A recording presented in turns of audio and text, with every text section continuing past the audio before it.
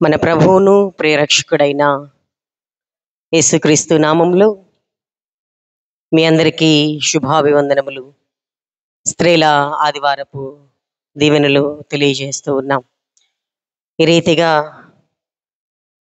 తను మీ మధ్య నిలవబెట్టినటువంటి దేవాది దేవునికి లేని వందనములు, స్తుతులు, స్తోత్రములు తెలియజేయచ్చు. మా అయ్యగారులందరికీ ప్రత్యేకమైన వందనాలు తెలియజేస్తా ఉన్నాము. ప్రియ దేవుని బిడ్డలారా, దేవుని యొక్క మహాకృపను బట్టి 2025వ సంవత్సరము స్త్రీల ఆదివారమును ఈ రీతిగా ఇంత ఘనంగా ఒక సైన్య సమూహముగా జరుపుకోవడానికి మమ్మల్ని ఇంతగా బలపరిచినటువంటి దేవునికి మరొకసారి వందనాలు తెలియజేయచ్చు. పరిశుద్ధ లేఖన భాగంలోనికి ముందుకు సాగుదాము. చిన్న ప్రార్థన చేసుకుందాం. యెహోవా, మా శ్రీదుర్గమా, మా విమోచకుడా, నా నోటి మాటలు, మా అందరి హృదయ ధ్యానములు మీ దృష్టికి అంగీకారముగా చేయము. చదవబడిన పరిశుద్ధ లేఖన భాగములోని ఆధ్యాత్మిక సత్యములను మీరే మాకు బయలుపరచండి.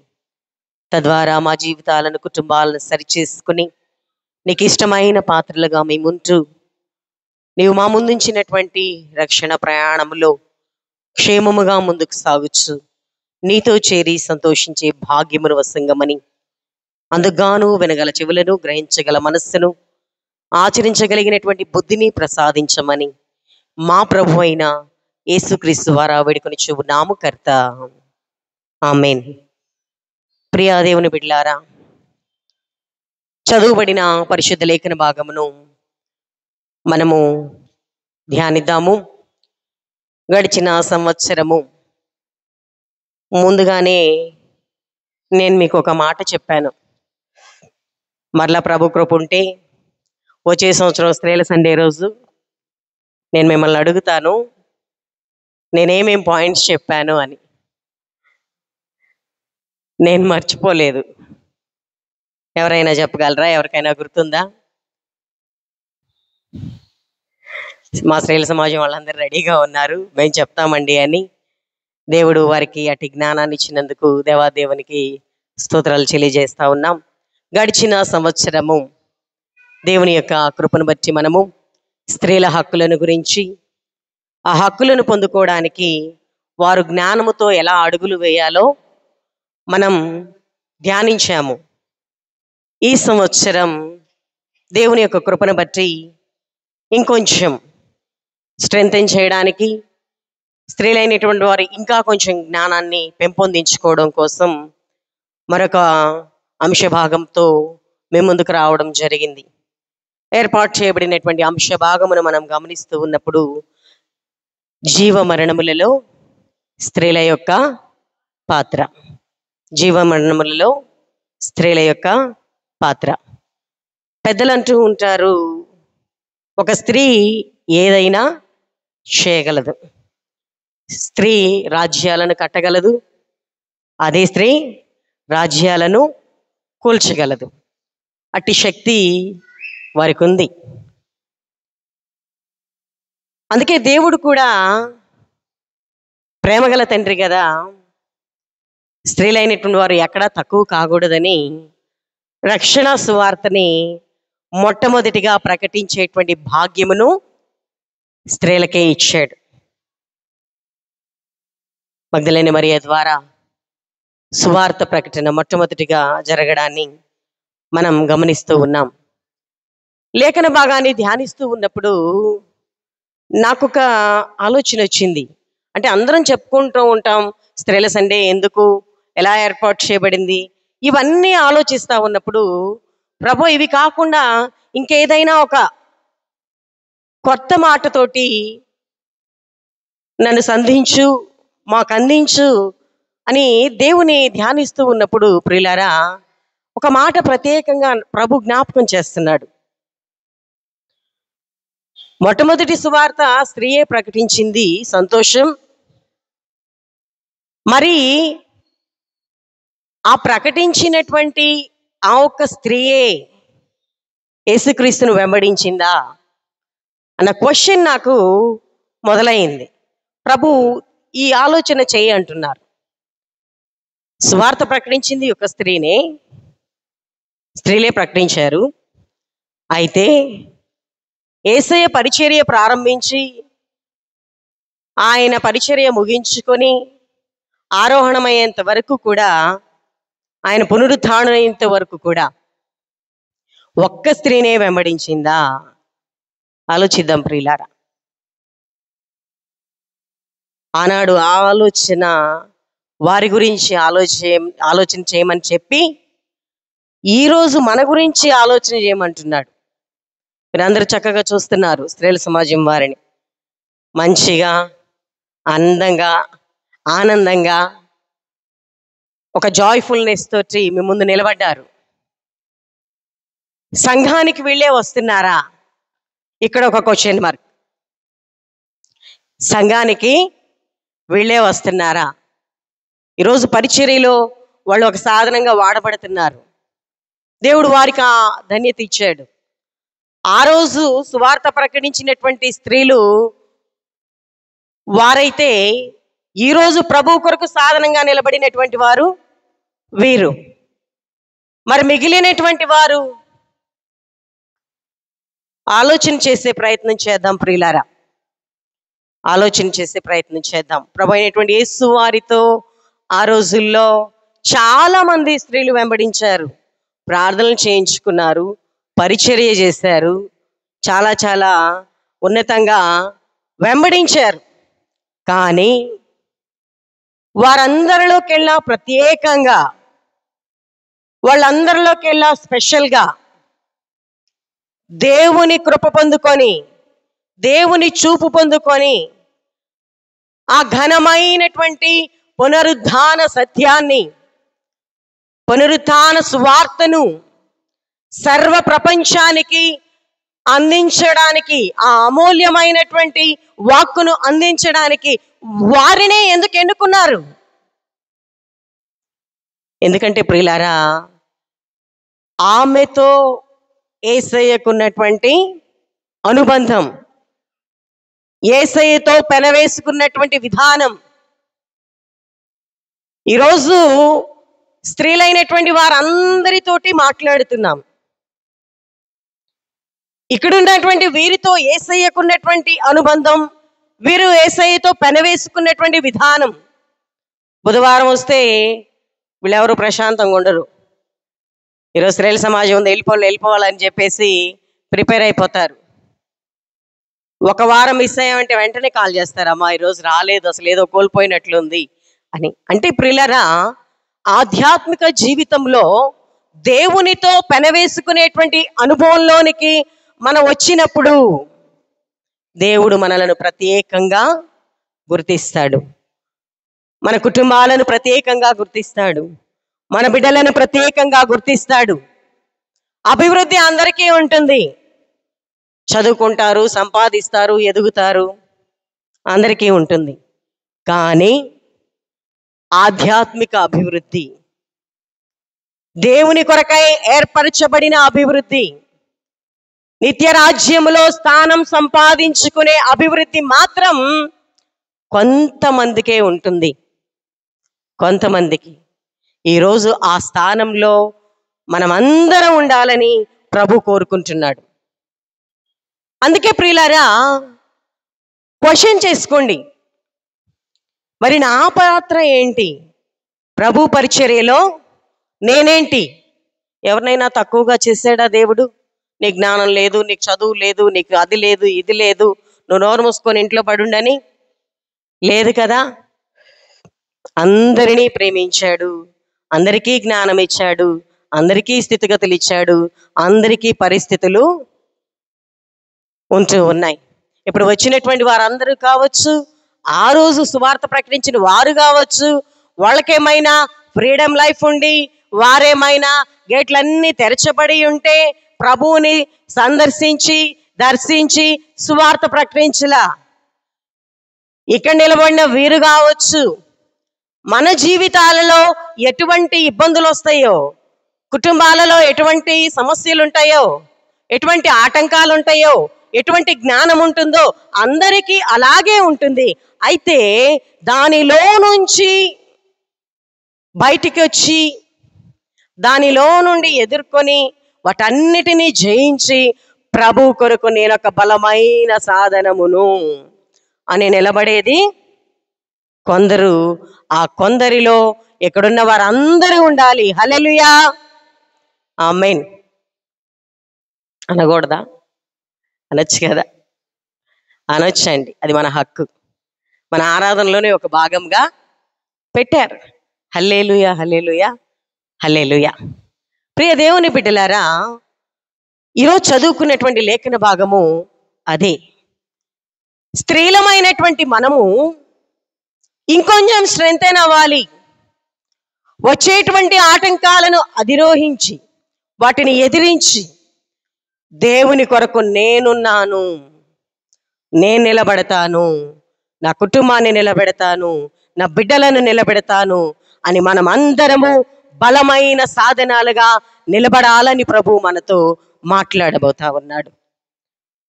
పరిశుద్ధ లేఖన భాగాలను మనం చూస్తూ ఉన్నప్పుడు ప్రియులారా, 3 విషయాలు నేను మీతో ధ్యానించాలని ఆలోచన కలిగి ఉన్నా.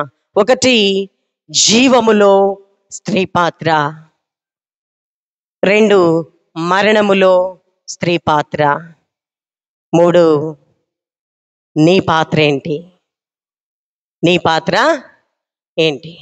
అంటే స్త్రీవైనటువంటి నీవు నీ కుటుంబాన్ని కావచ్చు, నీకు అప్పగింపబడిన దాన్ని కావచ్చు, జీవములోనికి నడిపించేటువంటి ప్రయత్నంలో నీ పాత్ర ఏంటి? జీవంలోనికి నడిపిస్తున్నావా, లేదంటే మరణానికి నడిపిస్తున్నావా? ఈ రెండిట్లో ఎందులో ఉన్నావు? ఈ 3 పాయింట్స్ మనం ధ్యానిద్దాము. మొదటి భాగమును మనం గమనిస్తూ ఉన్నప్పుడు ప్రియులారా, జీవమునకు నడిపించుటలో స్త్రీ యొక్క పాత్ర. 2 తిమోతికి రాసిన పత్రిక 1వ అధ్యాయము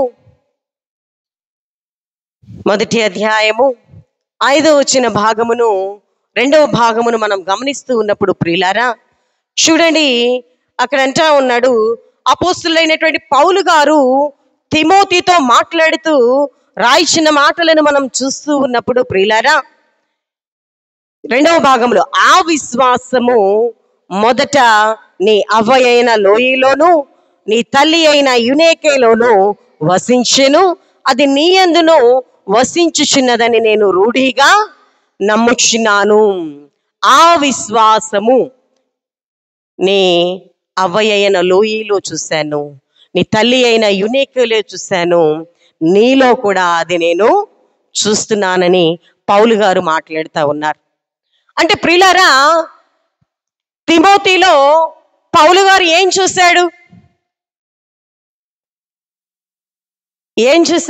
పైన చూడండి, చాలా చక్కగా రాస్తా మాట్లాడుతూ ఉన్నారు.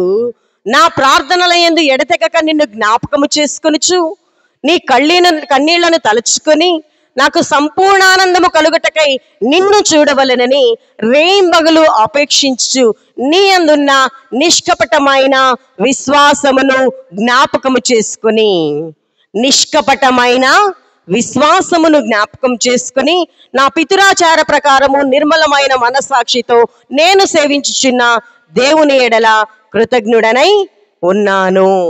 ఏం చూశారు తిమోతిలో పౌలు గారు? నిష్కపటమైన విశ్వాసము. ఇలా కూడా ఉంటుందా? ఆలోచన రావాలి. విశ్వాసం మనం విన్నాం, దేవుని బిడ్డలు విశ్వాసం కలిగి నడుచుకుంటారు. మరి ఇక్కడ పౌలు గారు అంటా ఉన్నారు, నిష్కపటమైన విశ్వాసము. అంటే విశ్వాసాల్లో రకాలు ఉన్నాయని జ్ఞాపకం చేసుకోవాలి మనం. ఇక్కడ విశ్వాసాల్లో రకాలు ఉన్నాయి. నిష్కపటమైన విశ్వాసము అంటే కపటమైన విశ్వాసం కూడా ఉందని అర్థమవుతుంది కదా. ప్రియులారా, తిమోతిలో నిష్కపటమైన విశ్వాసాన్ని పౌలు గారు చూశాడు. అది ఎక్కడుందంట? ఎవరిలో చూశాడు? తన తల్లిలో చూశాడు, తన అమ్మమ్మలోనూ చూశాడు. అంటే ప్రియులారా, అమ్మమ్మ ద్వారా తల్లికి, తల్లి ద్వారా బిడ్డకి నిష్కపటమైన విశ్వాసము ఉన్నది. వారిలో ఉన్న విశ్వాసము, వారిలో ఉన్న నడిపింపు, వారిలో ఉన్నటువంటి నిష్కపటమైన మనస్సు నీలో నేను చూస్తున్నాను. మన బిడ్డలను చూసి ఎవరైనా దైవ సేవకులు, ఎవరైనా పెద్దలు అలా మాట్లాడారా? ఒక తల్లిగా మనం ఆలోచించాలి. నేనైతే ధైర్యంగా చెప్తాను, మా పెద్ద పాపని చూసినప్పుడు అందరూ అమ్మ మాట్లాడినట్లే, అమ్మ నవ్వినట్లే, అమ్మ పలకరించినట్లే, అమ్మ చెప్పినట్లే చెప్తూ ఉంటాం అంటారు. గర్వం కాదు, ఇది ట్రూత్. ఇప్పుడు గర్వంతో చెప్తాను, అలా మన బిడ్డలను చూసి ఎంత చక్కని ప్రార్థన చేస్తున్నాం, మీ అమ్మ కూడా ఇలాగే చేసేది. ఎంత చక్కగా పాట పాడుతున్నావు, మీ అమ్మ కూడా ఇలాగే పాడేది. ఎంత చక్కగా దేవుని కొరకు నిలబడుతున్నావు, మీ అమ్మలో, మీ కుటుంబంలో నేను అది చూశాను అని ఎవరైనా చెప్పగలుగుతున్నారా? చెప్పే స్థితిలోనికి మనము ఈరోజు రావాలి. స్త్రీలందరూ బాగా గమనించండి ప్రియులారా. వంట పని అందరూ చేస్తారు, ఉద్యోగాలు అందరూ చేస్తారు, కూలి పని అందరూ చేస్తారు. దానికి మించి ఈరోజు మీరు ఉండాలి. దానికి మించి మీ బిడ్డలను మీరు నిలబెట్టాలి. దానికి మించి మీ కుటుంబాన్ని మీరు దేవుని సన్నిధిలో అంత బలముగా నిలబెట్టాలి. ప్రియులారా, నిష్కపటమైన విశ్వాసము అంటే విశ్వాసంలో ఇంకా కపటము, ఈర్ష్య, ద్వేషం, అసూయ ఇలాంటివి ఏమీ లేవు. నేను నిష్కపటాన్ని గురించి ఆలోచిస్తూ ఉన్నప్పుడు నిష్కపటం అంటే ప్యూర్ అని అర్థమవుతుంది. మరి కపటం అంటే ఏంటి, కపట విశ్వాసం ఏంటి అని ధ్యానిస్తూ ఉన్నా. ప్రభు ఇది కూడా చెప్పవా, రేపు మా బిడ్డలకి నేను నేర్పించాలి అని అడుగుతూ ఉన్నప్పుడు ప్రభు చాలా గొప్ప మాటలు మాట్లాడాడండి. అవి మనం చూస్తూ ఉన్నప్పుడు ప్రియులారా, కపట విశ్వాసము అంటే ఏంటి, కపటం కలిగిన వారు ఎలా ఉంటారని ఆలోచిస్తూ ఉన్నప్పుడు ప్రియులారా, ప్రభు మాట్లాడుతూ అంటూ ఉన్నారు, కపట విశ్వాసము కలిగిన వారు దుష్కార్యములు చేస్తారట. కపట విశ్వాసం గలవారు దుష్కార్యములు చేస్తారు, అంటే చెడ్డ పనులు చేస్తారు. విశ్వాసులే, దేవుని సన్నిధికి వచ్చేవారే, కానీ వారు ఏం చేస్తారు? వారి పనులు ఎలా ఉంటాయి? దుష్కార్యములు చేస్తారట. కపట విశ్వాసము గలవారు నరహత్యలు చేస్తారట. విశ్వాసులే, దేవుని బిడ్డలే, కానీ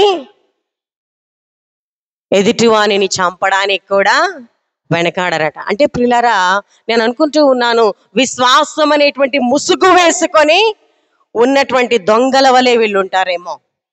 గొర్రెల మధ్యలో తోడేళ్ళు ఉన్నట్లుగా కదా. గొర్రెల మధ్యలో తోడేళ్ళు కూడా ఎలాగుంటాయి? గొర్రెల్లాగా ఏమి తెలియనట్టు, ఏమి ఎరగనట్టు వాటి ఆకారం వేసుకొని గొర్రెల వలె అరుచుచు, గొర్రెల వలె నటిస్తూ ఉంటాయి. అలాగూ విశ్వాసుల్లో కూడా ఉన్నారు. అటువంటి వారిని గమనించి వారికి దూరంగా ఉండి ప్రభువుకు సమీపంగా ఉండాలని ఈరోజు ప్రభు మనతో మాట్లాడుతున్నాడు.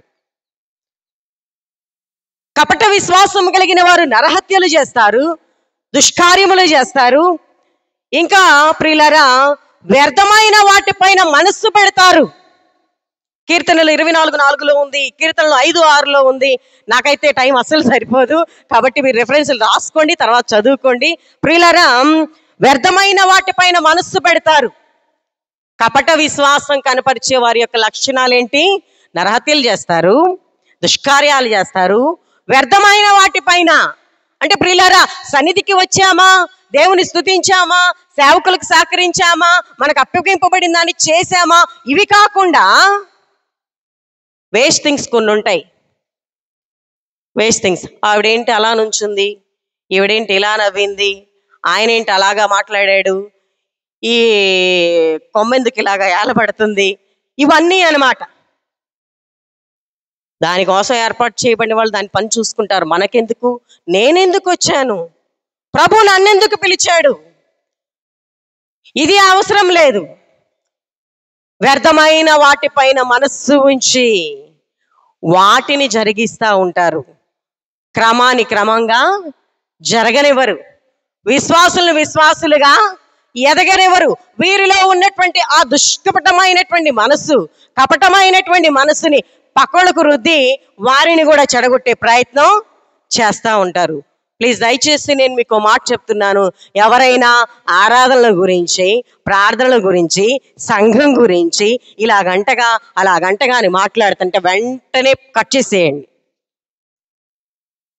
ఫోన్ చేస్తే ఫోన్ పెట్టేసేయండి. మాట్లాడడానికి వస్తే నాకు పని ఉందమ్మా అని వెళ్ళిపోండి. ఎందుకంటే ప్రియులారా, ఒక చెడు విత్తనం మనలో ఉన్న మంచిని నాశనం చేస్తుంది. లేనిపోని ఆలోచనలు మనకు కూడా వస్తాయి. ఆ స్థితిని మనం చూసినప్పుడల్లా ఈవిడ మనల్ని చెడగొట్టిందే గుర్తొస్తూ ఉంటుంది. కాబట్టి కపట విశ్వాసములు ఎలా ఉంటారంటే ప్రియులారా, వ్యర్థమైన వాటిపైన మనస్సునుంచుతారు. చెడు చేయడానికి, కీడు చేయడానికి ఇష్టపడతా ఉంటారు. చెడు కార్యాలు, కీడు కార్యాలు చేస్తారు. ఎదుటి వారిని ఇబ్బంది పెట్టడంలో, వారిని ఏడిపించడంలో, వారిని దౌర్జన్యంగా లాక్కోవడంలో, ఇంకా ప్రియులారా భక్తిహీనత కలిగి మోసము చేస్తూ డంబములు పలికేటువంటి వారుగా ఉంటారు. 38:12 కీడు చేస్తూ డంబములు పలుకుతూ ఉంటారట. వాస్తవానికి విశ్వాసులు గొప్పవారు ఏం చేస్తూ ఉంటారంటే, పరిశుద్ధ గ్రంథం ఏం చెప్తుందంటే, కుడి చేయి చేసేది ఎడమ చేయికి తెలియనివ్వదండి. కానీ ప్రియులారా కొందరు ఏం చేస్తూ ఉంటారంటే డంబాన్ని ప్రవర్తించేటువంటి వారుగా ఉంటారు. ఇవి అంతా కూడా కపట విశ్వాసుల యొక్క లక్షణాలు. ఒకవేళ మనలో ఏదన్నా తెలిసి తెలియక, మానవులం కాబట్టి, బలహీనలం కాబట్టి ఏదైనా ఉంటే సరి చేసుకునే ప్రయత్నం చేద్దాం. ఎవరిలోనైనా ఉండి వారు మనల్ని చెడగొడితే దాని నుంచి దూరంగా వెళ్ళిపోదాం. ప్రియులారా, ఈ మనం చదువుకున్న లేఖన భాగంలో ఉన్నటువంటి యూనికే, లోయి, తిమోతి యొక్క అమ్మమ్మ గారు, తల్లి నిష్కపటమైన విశ్వాసము కలిగిన సైనికులు. ఆ రోజుల్లో వాళ్ళు ఎంత యుద్ధం చేశారో తెలుసా? యేసయ్య, యేసుక్రీస్తు అన్న పదం మీరు గనక మాట్లాడితే మిమ్మల్ని అక్కడికక్కడే చంపి పడేస్తాం. సువార్త ప్రకటిస్తే మిమ్మల్ని అక్కడికక్కడే శిక్షిస్తామని చెప్పినప్పుడు ప్రియులారా, యేసుక్రీస్తు వారిని గురించి ప్రకటించినటువంటి యాకోబు గారిని ఏం చేశారు? తలగొట్టించేశారు. యేసుక్రీస్తు సువార్త ప్రకటించినటువంటి స్టెఫెనుని ఏం చేశారు? రాళ్లతో కొట్టి చంపారు. అటువంటి విశ్వాస సమయములో ఈ యూనికే, ఈమె ఒక యూదురాలు. యూనికే అనే ఆమె యూదురాలు. ఆమె తల్లి లోయి యూదురాలు. ఆ రోజుల్లో యూదుల మనసు ఎలా ఉంది? అపోస్తులు అయినటువంటి పౌలుగా మారక మునుపు సౌలుగా ఉన్నప్పుడు ఎలా ఉన్నాడు? యేసుక్రీస్తు అన్నారో వెంటాడి చంపేస్తానని చెప్పి ఒక దుర్మార్గపు మనసు కలిగిన కఠినమైనటువంటి ఖైదీలను కొంతమందిని వెనకాల వేసుకుని యేసయ్య అన్న వాళ్ళని చంపుకుంటూ వెళ్ళాడు. అటువంటి సమయంలో ప్రియులారా, యూదుల మనసు క్రైస్తవ్యానికి వ్యతిరేకంగా ఉంది. ఆమె ఎన్ని కష్టాలు ఎదుర్కొందో చూడాలి. ముందున్నటువంటి పరిస్థితులు బాలా. యేసుక్రీస్తుని సువార్తను ప్రకటించడానికి సహకరించట్లా. యేసయ్యను అంగీకరించడానికి పరిస్థితులు అక్కడ లేవు. ఇది ఒక పాయింట్. రెండవది ప్రియులారా, ఆమె భర్త ఒక గ్రీసు దేశస్థుడు. అపోస్తుల కార్యములు 16వ అధ్యాయము 1వ వచనములో మనం చూస్తూ ఉన్నప్పుడు ప్రియులారా, చూడండి, అక్కడ వారిని గురించి ఇంట్రడక్షన్ రాస్తూ ఉంటారు. 16వ అధ్యాయము 1వ వచనములో ప్రియులారా, పౌలు దెర్బేకును లుస్త్రాకును వచ్చెను. అక్కడ తిమోతి అను ఒక శిష్యుడు ఉండెను. అతడు విశ్వసించిన ఒక యూదురాలి కుమారుడు. అతని తండ్రి గ్రీసు దేశస్థుడు. చూడండి ప్రియులారా, తండ్రేమో క్రీస్తుని ఎరగని సాంప్రదాయాలు, పద్ధతులు కలిగిన వాడు, కుటుంబము. ముందున్నటువంటి తల్లి పరిస్థితి ఏమో యేసయ్యని అంగీకరించినటువంటి పరిస్థితుల్లో ఉన్నటువంటి పరిస్థితి.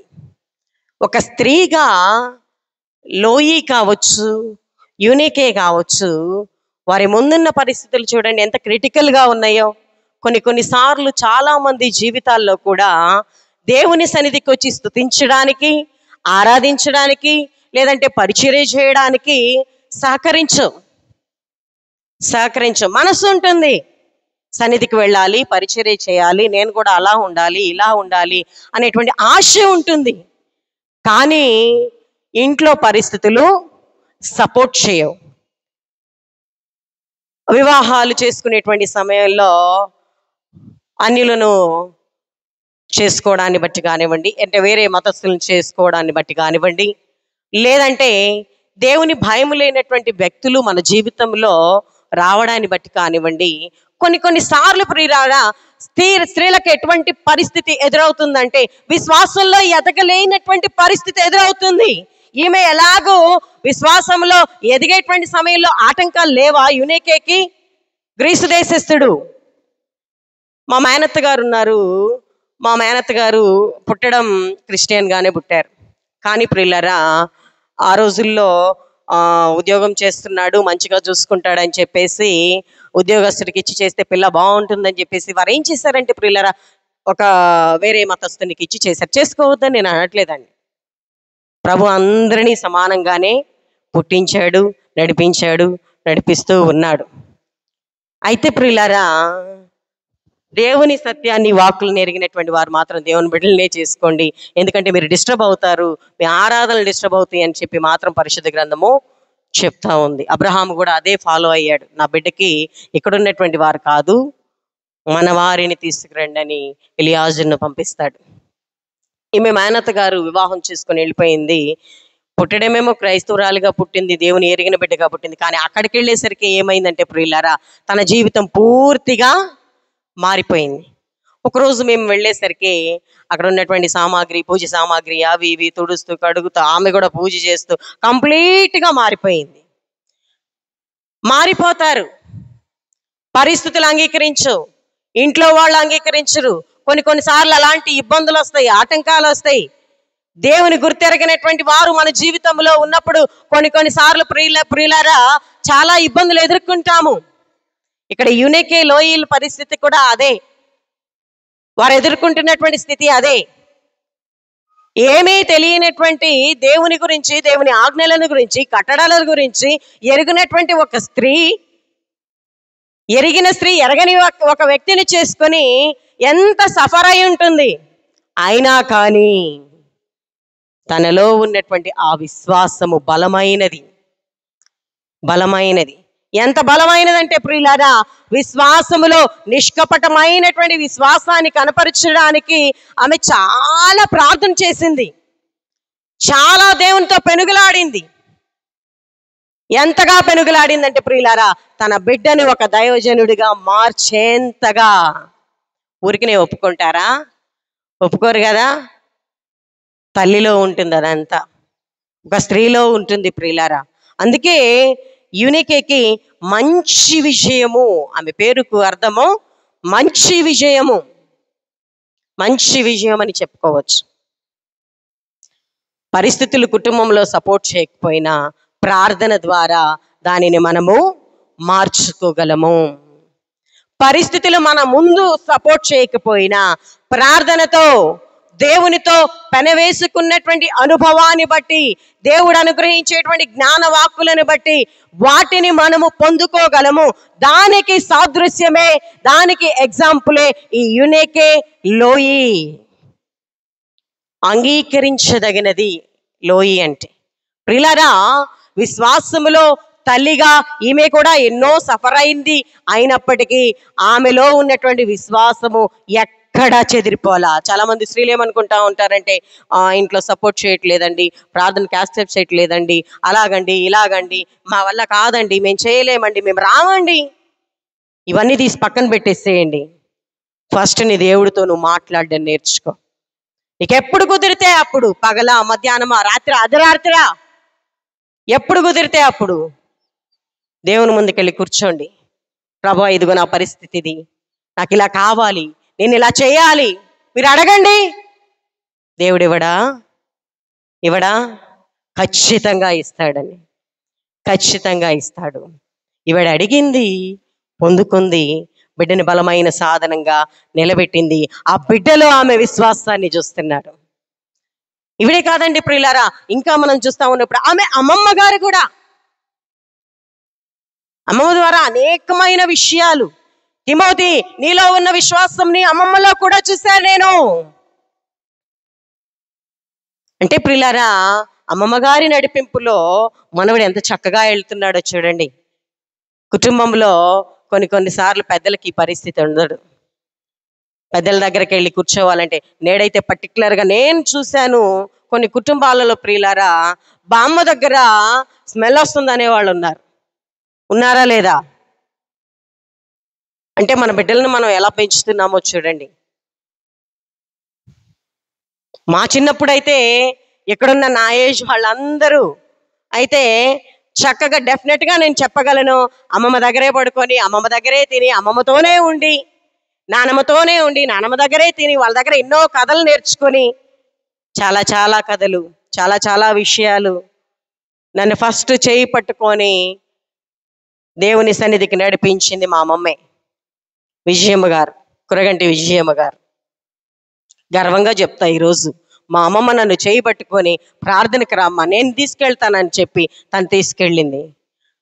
మా అమ్మ దగ్గరుండి ఆ బాప్టిజం ఇప్పించింది 14 సంవత్సరాలప్పుడే. ఒక తల్లిగా, ఒక స్త్రీగా నీ బిడ్డకి నువ్వేం నేర్పిస్తున్నావు? ఎటు తీసుకెళ్తున్నావు? నా తల్లి నన్ను అలా నడిపించింది, నేను ఇక్కడ నిలబడ్డాను. యునికేలో తమ బిడ్డను నిలబెట్టారు. ఎఫెసీ సంఘానికి ఘనమైనటువంటి యాజకుడయ్యాడు. సంఘంలో, సమాజంలో బిడ్డ ఉన్నతంగా ఉండాలంటే ఫస్ట్ ఆ బిడ్డలో దేవుని భయం ఉండాలి, దేవుని భక్తి ఉండాలి. దేవుని భయము, భక్తి ఉంటే నీ బిడ్డ జీవములో ఉంటాడు.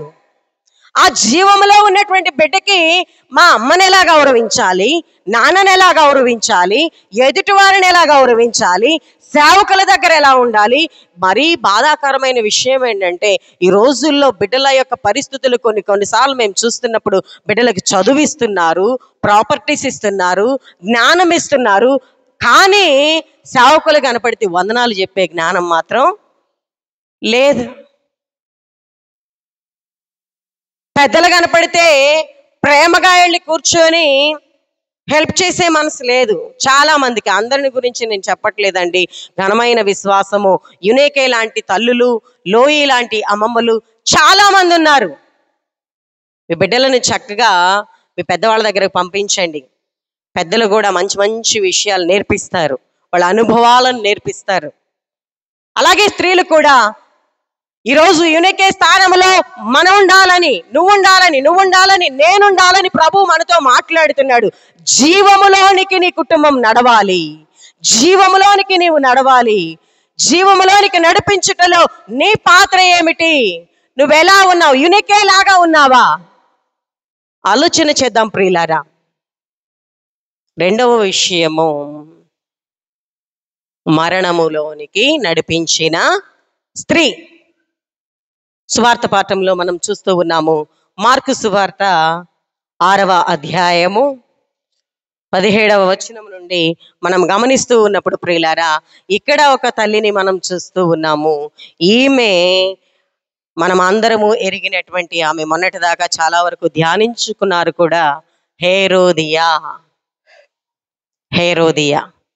ఈ హేరోదియాని మనం చూస్తూ ఉన్నప్పుడు ప్రియులారా, చూడండి, ఆమెను గురించి లేఖన భాగము రాయించినటువంటి మాటను మనం చూస్తూ ఉన్నప్పుడు, బిడ్డ వెళ్ళి ఆమెను అడుగుతా ఉంది. ఆమెను అడుగుతూ ఉన్నప్పుడు ప్రియులారా, నేనేమని అడగాలి, ఏమి చేయాలి అని అడిగినప్పుడు ప్రియులారా, ఆమె తన బిడ్డతో చెప్పుచున్నటువంటి మాటలను మనము చూసినట్లయితే 22వ వచనంలో చూడండి. అప్పుడు హేరోదియా కుమార్తె లోపలికి వచ్చి నాట్యమాడి హేరోదును అతనితో కూడా పంక్తిని కూర్చున్న వారిని సంతోషపరచెను. గనుక రాజు నీకు ఇష్టమైనది ఏదైనాను నన్ను అడుగుము, నేను నీకు ఇచ్చేదనని ఆ చిన్నదానితో చెప్పగా, మరియు నీవు నా రాజ్యములో సగము మట్టుకు ఏమి అడిగినను నీకు ఇచ్చేదనని అతడు ఆమెతో ఒట్టు పెట్టుకొనెను. గనుక ఆమె వెళ్ళి నేనేమి అడిగిదనని తన తల్లిని అడుగగా, ఆమె బాప్తిస్మమిచ్చు యోహాను తల అడుగమని చెప్పెను. ఏమడిగిందండి? బాప్తిస్మం ఇచ్చి యోహాను యొక్క తల. అదేమన్నా గిఫ్ట్ షాప్లో దొరికేటువంటి బొమ్మ తెచ్చివ్వడానికి? బిడ్డను అడగమని చెప్తున్నారు.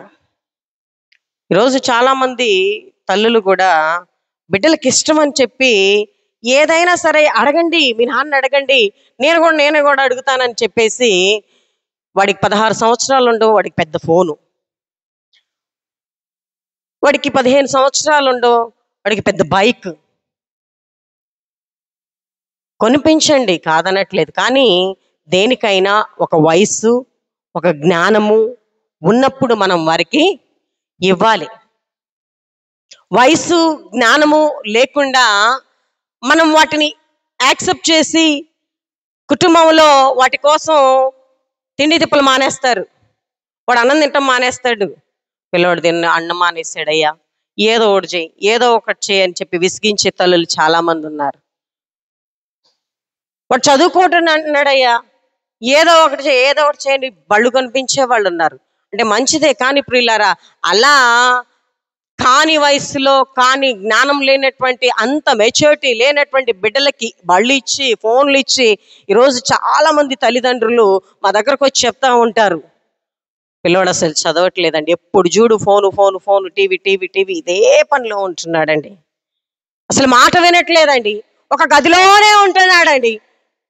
మార్కులు చూస్తే అన్ని తక్కువ మార్కులేనండి, కానీ వాడు చాలా తెలివైనోడండి. మీరు ప్రార్థన చేయండి.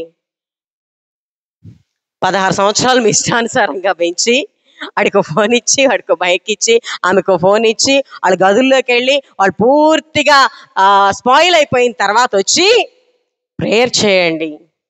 ఈరోజు ప్రభువు అంటున్నాడు, ప్రియులారా, మీతో మాట్లాడబోతున్నాడు. మన బిడ్డలను మనము ఎటువైపు తీసుకెళ్తున్నాం? జీవములోనికా మరణములోనికా? జీవములోనికా మరణములో? వాళ్ళు అడుగుతారు, ఎందుకంటే కంప్యూటర్ బ్రెయిన్ ఇప్పుడు పిల్లలది, కంప్యూటర్ బ్రెయిన్. మనం అనే లోపే దాని వెనక ముందు అన్నీ చెప్పేస్తున్నారు. అంత నాలెడ్జ్ ఉన్నటువంటి పిల్లలను ఒక గుడ్ వేలోనికి తీసుకెళ్దాం. అలా తీసుకెళ్ళగలిగిన సామర్థ్యము ఒక తల్లిదండ్రులకు మాత్రమే ఉంది. మీరు అలా మలుచుకోగలరు. ఎందుకంటే తల్లిదండ్రుల ప్రేమ చాలా గొప్పది. ఎంత గొప్పదంటే బిడ్డల కోసం ప్రాణానైనా ఇవ్వగలిగినంత గొప్పది. మాదే ఉందండి. ఎన్ని ఇష్టాలు వదులుకుంటారో పిల్లల కోసం, ఎన్ని ఇష్టాలు వదులుకుంటారో. వాళ్ళు బాగుంటే చాలు, వాళ్ళు సఫిషియెంట్గా ఉంటే చాలు. అలా సఫిషియెంట్గా ఉండాలంటే ముందు వాళ్ళకి దేవుని భయం అనే జ్ఞానము కావాలి, తర్వాత చదువు అనే జ్ఞానము కావాలి. ఈ రెండే ఇంపార్టెంట్ పిల్లలకి, మిగిలినవి అవసరం లేదు. మీ పర్యవేక్షణలో అవి నడిపించుకోవచ్చు. కానీ ఈరోజు చాలా మంది పిల్లోడు బయట తీసుకెళ్ళి యాక్సిడెంట్ అయిందండి, హాస్పిటల్లో ఉన్నాడండి అని ఏడ్చుకుంటూ వచ్చి బాధపడేవారు ఉన్నారు. వాడు కాని వాటిని ఏదో తిని పాడు చేసుకున్నాడండి, లంగ్స్ పాడైపోయినాయండి, అలాగండి ఇలాగండి. ఆ పరిస్థితికి నడవడానికి కారణం ఏమిటి? ఎవరు? చాలా మంది తల్లిదండ్రులు అంటూ ఉంటారు, ఫ్రెండ్స్ వల్ల చాలా చెడిపోయాడండి. మనకు తెలియదా వాడు ఎవరితో ఫ్రెండ్షిప్ చేస్తున్నాడో? పిల్లల ఫ్రెండ్షిప్ని మనం గమనించుకోమా? ఎవరితో ఉంటున్నాడు, ఎవరితో మాట్లాడుతున్నాడు, ఏం చేస్తున్నాడు, ఇవన్నీ తెలియకుండానే పిల్లోడు అంతవరకు వెళ్ళిపోతాడా? జ్ఞానము కలిగి నడుచుకునే ప్రయత్నం చేద్దామండి. హేరోదియ తల్లే ఏం చేస్తుంది ఇక్కడ? అమ్మా, నేను నాట్యమాడినప్పుడు నీకేం కావాలో కోరుకో అన్నారు, నేనేం అడగను అంటే తలడుగమ్మా. చిన్నది కాదు కదా, తల అడగడం అంటే ప్రాణము. వెంటనే టకాటకా వెళ్ళిపోయింది ప్రాణము. హేరోదు యొక్క బాప్తిస్మం ఇచ్చి యోహాను యొక్క తల కావాలని అడుగుతుంది. అంటే ఆ బిడ్డ హృదయము ప్రియులరా ఎంత కఠినంగా ఉందో చూడండి, ఎంత కఠినంగా ఉందో. కఠినమైనటువంటి హృదయం కాదా ఆ చిన్నదాని యొక్క హృదయము? గట్టిపడిపోయింది, మంచితనం లేదు. ఒక మనిషి ఏడుస్తున్నా, బాధపడుతున్నా, చాలా మంది పిల్లలు ప్రియులరా ఈరోజు తల్లి బోరున అరుస్తుంది, గొడవ పడుతుంది, ఏదేదో చేస్తూ ఉంటది, కానీ ఆ బిడ్డలకు మాత్రం చీమ గుట్టినట్టు కూడా ఉండదు. అంటే బాగా రఫ్ అయిపోతా ఉన్నారు, ఏడ్చినా పట్టించుకోవట్లా, తల్లిదండ్రులు బాధపడుతున్నా పట్టించుకోవట్లా. అంటే మీ కన్నీరు చూసి కూడా వారి హృదయం కదలట్లేదు అంటే వారెంత దేవునికి దూరంగా ఉన్నారో, ఎంత రఫ్ అయిపోతున్నారో ఒకసారి జ్ఞాపకం చేసుకుందాం. ఈమె హృదయం అలాగ ఉంది, ఈరోజు చిన్నదాని హృదయం. ఆ చిన్నదాని హృదయం అలాగ అవడానికి ఒక మనిషి ప్రాణం కావాలి, అతని తల కావాలి, నాకివ్వండి అని తల్లి చెబితే వెళ్ళి అడిగిందంటే ఆ బిడ్డ జ్ఞానం కలిగి ఉందా, జీవంలో ఉందా, మరణానికి నడుస్తుందా? ప్రియులారా చాలా మంది బిడ్డలు స్త్రీలు, గర్ల్స్ లేదు, బాయ్స్ లేదు, అమ్మాయిలు లేదు, అబ్బాయిలు లేదు, ఈక్వల్గా స్పాయిల్ అయిపోతున్నారు. ఈక్వల్గా. అమ్మాయిలది ఏముందండి అంటారా? రీసెర్చ్లో చెప్తున్నారు ఎక్కువ అమ్మాయిలే హార్డ్గా అయిపోతున్నారంట. గమనించండి ప్రియులారా, బిడ్డలు అలా అవడానికి కారణం ఏంటి? ఒక తల్లి రాజ్యాన్ని కట్టగలదు, ఒక తల్లి రాజ్యాంగాల్ని సృష్టించగలదు, ఒక స్త్రీ ఎన్నో చేయగలదు. మరి నీ ఇంట్లో ఉన్న నీ బిడ్డని నువ్వెందుకు దేవుని వైపు తిప్పలేకపోతున్నావు? ఈ హేరోదియా లాంటి మనస్తత్వం, ఆమె మనస్తత్వం చూడండి, నేను ధ్యానిస్తూ ఉన్నప్పుడు నాకు భలే ఆశ్చర్యం అనిపించింది. సమయము కొరకు ఆమె ఎదురు చూస్తూ ఉన్నదట. చూడండి అక్కడ అంటూ ఉంటాడు 20వ వచనంలో, హేరోదియా అతని మీద పగబట్టి అతన్ని చంపించగోరెను కానీ ఆమె చేతగాకపోయేను. ఎందుకనగా యోహాను నీతిమంతుడు పరిశుద్ధుడు మనుష్యుడు అని హేరోదు ఎరిగి అతనికి భయపడి అతని కాపాడుచూ వచ్చెను. మరియు అతని మాటలు వినినప్పుడు ఏమి చేయతోచకపోయినను సంతోషముతో వినుచుండెను. అయితే తగిన దినం ఒకటి వచ్చెను. పగబట్టిందండి. ఎవరి మీద? బాప్తిస్మం ఇచ్చే యోహాను మీదంట పగబట్టింది. బాప్తిస్మం ఇచ్చి యోహాను మీద పగబట్టడానికి ఆయన ఎవరు? దేవుని చేత ఏర్పాటు చేయబడిన, వాగ్దానము ద్వారా పుట్టినటువంటి ఒక గొప్ప ప్రవక్త. దేవుని కొరకు ఫ్యామిలీని కూడా దూరంగా పెట్టి ప్రభు కొరకు గద్దింపుతో కూడినటువంటి వాక్కులు అందించుచు ప్రభు మార్గాన్ని సరళం చేసిన ఒక గొప్ప ప్రవక్త మీద ఈమె పగబట్టింది. దైవజనుల మీద పగబట్టేంత హృదయము ఆమెకు ఉంది అంటే ఎటువంటి లేడీనో చూడండి. పగబట్టి ఎప్పుడు ఛాన్స్ దొరికిద్దా ఇలాంటి స్త్రీలు కూడా ఉంటారండి. గమనించండి. అలాంటి వారు ఎవరైనా ఉంటే, అలాంటి మనస్తత్వాలు ఉంటే పగబట్టి చాలా తప్పండి. అందరూ మనుషులమే, తెలిసి తెలియక ఏదో చిన్న చిన్న పొరపాట్లు చేస్తూ ఉంటాం. ప్రభు అంటున్నాడు, క్షమించండి. వారిని క్షమిస్తే మీరు క్షమించబడతారు. మనమే నీతిమంతులం కాదు కదా. మాట ద్వారానో చూపు ద్వారానో ఎక్కడో ఒక చోట చిన్న చితక మిస్టేక్ వస్తూ ఉంటుంది. క్షమించండి, మీరు క్షమించబడతారు. అయితే ఇక్కడ క్షమాపణ లేదు. పగబట్టి మనసులో ఈర్ష్య, ద్వేషము, అసూయలతో నింపుకొని చాలా మంది స్త్రీలు పగబట్టినటువంటి వారుగా ఉంటారు. కుటుంబాలతో పగబడతారు, అయిన వాళ్ళతో పగబడతారు, స్నేహితులతో పగబడతారు. అవి మనకు క్షేమం కాదు. అవి ఏం చేస్తున్నాయి అంటే మరణానికి నడిపిస్తాయి. నీలో ఉన్నటువంటి ఆ ఈర్ష్య, నీలో ఉన్నటువంటి ఆ ద్వేషము, ఆ కర్రగట్టినటువంటి హృదయము, నీ వెనకాల నిన్ను ఫాలో అవుతున్నటువంటి బిడ్డలున్నారు. గమనించండి. ఈరోజు ఆ చిన్నదానికి బాప్తిస్మం ఇచ్చి యోహాను తల కావాలని అడిగేంత ధైర్యం ఎక్కడి నుంచి వచ్చింది? మా అమ్మ ఉంది. చాలా మంది పిల్లలు, చిన్న పిల్లలు కొట్టుకుని వెళ్ళిపోయి వెంటనే పరిగెత్తుకుంటూ వెళ్ళిపోయి, అమ్మ రా, నువ్వు యుద్ధానికి రా అంటారు. ఇక వీళ్ళు కూడా వెనక ముందు చూడరు. గొడవ ఎందుకు వచ్చింది, ఎవడేం చేశాడు, ఏం జరిగింది, ఇవన్నీ తీసి పక్కన పెట్టి మా అబ్బాయిని ఎందుకు కొట్టారు, మా అమ్మాయిని ఎందుకు కొట్టారు, మా అమ్మాయే కనపడిందా, మా అబ్బాయే కనపడిందా, అసలు వాడేం చేశాడు కదా అనవసరం. నా బిడ్డ. ప్రేమ మంచిదే అండి, కానీ మన ప్రేమ వారికి విషయము కాకూడదు, వారిని మరణంలోనికి నడిపించకూడదు. అందుకే ప్రియ తల్లులారా, ప్రభు ఈరోజు మనతో మాట్లాడుతున్నాడు. నీవు నీ బిడ్డని, నీ కుటుంబాన్ని జీవములోనికి నడిపించే తల్లిగా నీవు ఉన్నావా? మరణంలోనికి నడిపించే తల్లిగా నీవు ఉన్నావా? ఈ ఇద్దరు స్త్రీల ద్వారా జీవమరణాలలో ఒక తల్లి జీవానికి నడిపిస్తే మరొక తల్లి మరణానికి నడిపించింది. ఈరోజు ఇక్కడ తనలో ఉంచినటువంటి మనందరితోటి మాట్లాడుతున్నాడు. నీ పాత్ర ఏమిటి? ఒక చిన్న జనరల్ సామాన్యమైన క్వశ్చన్ నేను మిమ్మల్ని అడుగుతాను. విశ్వాసంలోనికి బిడ్డలను ఏ వయసులో నడిపించాలి? ఏ వయసులో నడిపించాలి? దానికి ఏమైనా రిస్ట్రిక్టెడ్ వయసు ఉందా?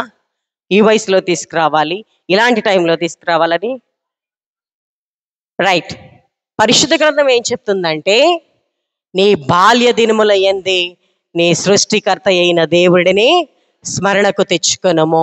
ప్రసంగి గ్రంథం 12వ అధ్యాయంలో మాట్లాడుతున్నాడు. ఇంకా ప్రియులారా, బాలుడు నడవలసిన త్రోవను వానికి నేర్పుము.